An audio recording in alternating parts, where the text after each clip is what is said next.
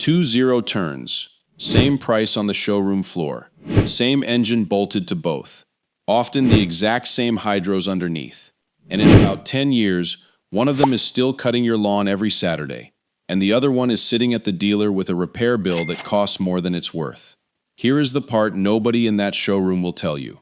You cannot see the difference on the spec sheet. You cannot see it on the test drive. The number that actually decides which one you should buy is the one number that is completely invisible the day you hand over your card. Which one lasts? A mechanic who services both brands put it in one line.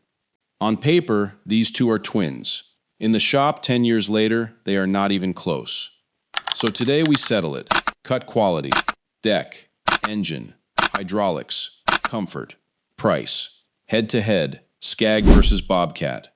But I am not going to tell you the winner up front and ask you to trust me. We are going to walk the specs together, the same ones you would read in the showroom, and by the end, you will reach the answer yourself. I am just going to confirm what the machine's already told you, and it comes down to one single thing almost nobody thinks to check. Let's go. First, why the spec sheet lies to you. Here is the trap most homeowners walk straight into. They stand in front of two mowers, they read the two spec sheets, and they compare the numbers they can see. Horsepower, deck width, top speed, fuel capacity, and on those visible numbers, these two machines look nearly identical, because they nearly are. Both brands on comparable models run the same Kawasaki FX commercial engine. Both often run the same Hydro Gear ZT transaxles underneath. Owners who have actually shopped both say the same thing over and over. The engine and the hydros are the same, which erases about 90% of the difference before you even start comparing.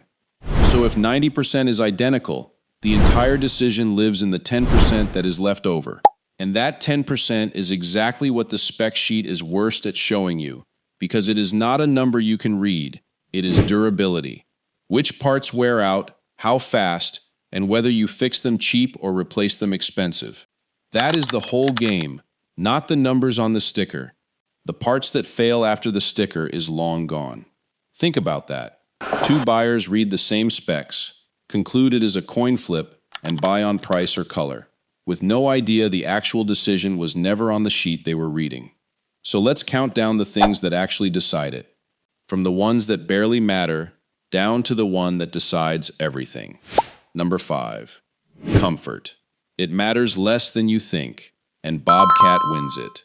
Start with comfort, because it is real, and it is worth money, but it is the least important thing on this list for how long the machine lasts. And here is where I have to be honest with you right away, because this video only works if I am honest even when it does not help my pick. On comfort and controls, a lot of owners give the edge to Bobcat. The height adjustment layout, the foot pedal deck lift, the ergonomics of sitting on it all day.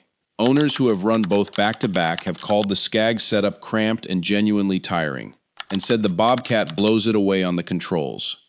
Bobcat also tends to give you more horsepower and wider rear tires at the same price, which feels more planted on hills.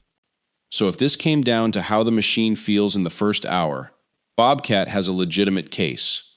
But hold on to this. Comfort is not why a machine ends up at the dealer with a dead spindle. Comfort is how the machine feels underneath you. It has nothing to do with how long the machine survives.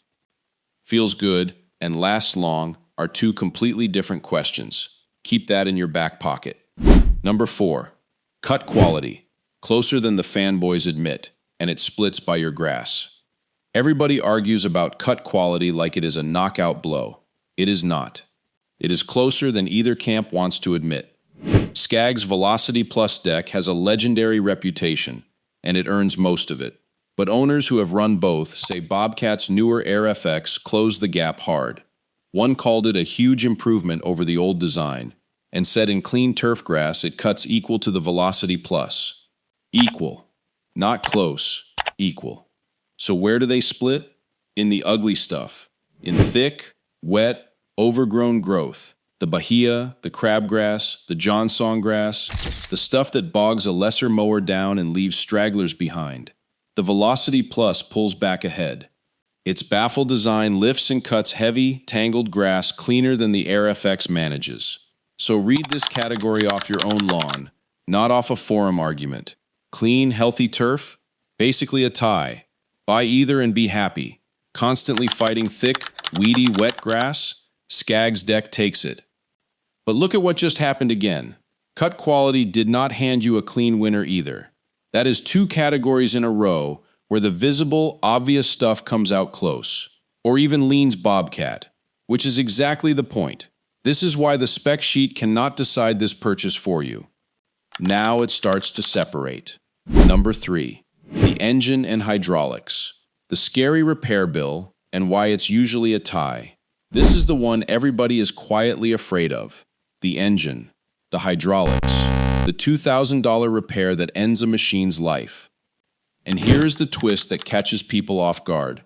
On comparable models, this category is very often a tie because it is frequently the exact same hardware living inside both machines.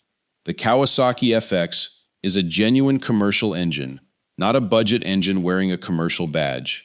On proper maintenance, it runs 2,000 to 3,000 hours before major work, and well-kept examples push past that. The Hydro Gear ZT3400 transaxle is rated for roughly 2,500 to 4,000 hours when you actually maintain it. So if both machines carry that same engine and hydro, neither wins here. Both will run for years.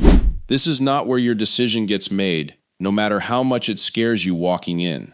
But hold on to one word from that: maintain. When you actually maintain it, because that one word is about to become the entire rest of this video. Because here is what almost nobody thinks about.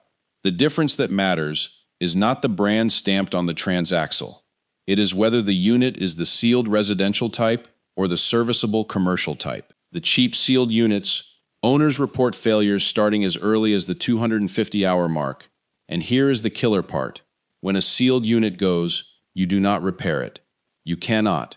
You rip out the whole thing and bolt in a new one. Maintainable versus sealed. Fixable versus throwaway. Hold that exact thought, because it is the same fault line that decides number 2 and then decides the whole video at number 1. Number 2, the deck build, where Scag stops being a tie. This is where Scag stops matching Bobcat and starts pulling away for real. The Velocity Plus deck is not just shaped well for cutting. It is built genuinely heavy. Scag uses tri-plate construction, 3 separate steel plates stacked around the spindle area, totaling nearly half an inch of solid steel across the top of the deck, 0.485 of an inch, to be exact. Why does that matter for longevity? Because the deck absorbs every impact the machine takes, every hidden root, every rock, every buried stump. A thin, stamped deck takes those hits and over years cracks along its welds from repeated shock loading. It flexes, it fatigues, it fails. A near half-inch tri-plate top braced around the spindles resists all of that. That is not a comfort feature. That is not a cut feature. That is a pure survival feature. That is the difference between a deck still straight and true at year 10 and a deck that is cracked, flexing, and cutting unevenly because the metal gave up. Bobcat's AirFX is a good deck, to be fair to it. But on raw build, the thickness of steel exactly where stress concentrates, the Scag carries more material precisely where these machines break. And that extra steel points like an arrow straight at number 1. Because the single biggest reason one of these outlives the other is bolted right into that heavy deck. Number 1, the spindles. The one part that decides everything. And the reason Scag wins. Here it is. The invisible number. The one thing that decides which machine is still running strong at hour 3000 and which one is sitting dead at the shop. The spindles. Here is what a spindle actually is, because most buyers never think about it. It is the assembly the blade bolts onto. It spins at full blade speed every second the deck is engaged, taking heat, vibration, side load, and impact the whole time. And spindle bearings are one of the very first things to wear out on any zero-turn ever built. When a spindle goes, the machine is down. Now here is the difference that decides your entire purchase. Bobcat's AirFX runs maintenance-free spindles. Sealed units. You cannot grease them, because there is nothing to grease. They are closed. That sounds like a convenience, and for some people it genuinely is. Nothing to maintain, nothing to think about, but it carries a hidden cost. When a sealed bearing finally wears out, and it will, it tends to fail without any warning. One day it is fine, the next it is screaming, and you are not fixing it. You are replacing the whole assembly. Labor, parts, downtime, and a machine that is not cutting until it comes back. Scag runs greasable spindles, cast iron housings, tapered roller bearings, and a grease fitting you hit with a grease gun roughly every 50 hours. You feed them, you maintain them, you keep fresh grease flowing through the bearing instead of letting it run dry and cook itself. And a greasable spindle that actually gets greased on schedule will routinely outlast a sealed 1x2 to 3 full seasons. That is the answer. That is the entire video. In one part most buyers never even look at. Scag lasts longer without a repair shop trip because its wear parts, the spindles, the deck, are parts you maintain instead of parts you replace. The Bobcat asks nothing of you, quietly, for years, and then one day asks for everything at once. The Scag asks for 5 minutes with a grease gun every few weeks, and in exchange it just keeps going. But, and this is the honest catch, the one that makes this a real verdict instead of a sales pitch, Scag's whole advantage only pays off if you actually do the greasing. Let me be straight, because you deserve it before you spend the money. If you are never going to touch a grease fitting, if you want to mow, park it, and maintain nothing, then the greasable spindle is not an advantage for you. It is just a fitting you will ignore until the bearing runs dry and fails anyway. For that owner, Bobcat sealed spindles are genuinely the smarter fit. No judgment. That is a real answer for a real person. But for most homeowners, the ones willing to spend 5 quiet minutes with a grease gun every few weeks to keep a machine out of the shop for a decade, the Scag is the one still running at hour 3000, while the other one is on the lift. So here is the whole thing, counted down, in the order that actually decides it. Number 5, comfort. Bobcat wins it outright. It is also the thing that matters least for how long the machine survives. Number 4, cut quality. A genuine tie on clean turf, Scag pulls ahead only in thick, wet, ugly grass. Number 3, engine and hydraulics. Usually the same hardware in both. A tie. It comes down to sealed versus serviceable, not to the badge. Number 2, the deck. Scag's near half-inch tri-plate survives the impacts that crack thinner decks apart. Number 1, the spindles. Greasable that you maintain versus sealed that you replace. This is the ball game, and it is the part nobody checks in the showroom. Add it all up, and the pattern is impossible to miss. The visible stuff, comfort, cut quality, horsepower, the numbers you can actually read on the sticker, is a coin flip, and some of it genuinely goes to Bobcat. But every single category that decides how long the machine lasts goes to Scag. The deck you cannot crack. The spindles you can maintain instead of replace. The wear parts you fix cheap, instead of throwing away expensive. That is why Scag wins for most homeowners. Not because the spec sheet says so. The spec sheet says it is a dead tie. Scag wins because of everything the spec sheet is incapable of showing you. And notice what you just did. You did not take my word for it. You walked through every category yourself. You watched the visible stuff come out even. You watched the durability stuff line up behind one machine, and you reached the verdict on your own. I only confirmed what the machines already told you. Now, there is one more thing, and it matters, because buying the Scag is not the end of this decision.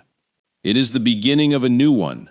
There is a mistake new Scag owners make in the very first month that quietly undoes every durability advantage we just spent this video talking about. And it can turn a machine that should last a decade into one that is back at the dealer inside 2 years. That is exactly the kind of thing I dig into on this channel. So if you want your machine to actually last as long as I just told you it can, stick around. That is what my future videos are going to break down step by step.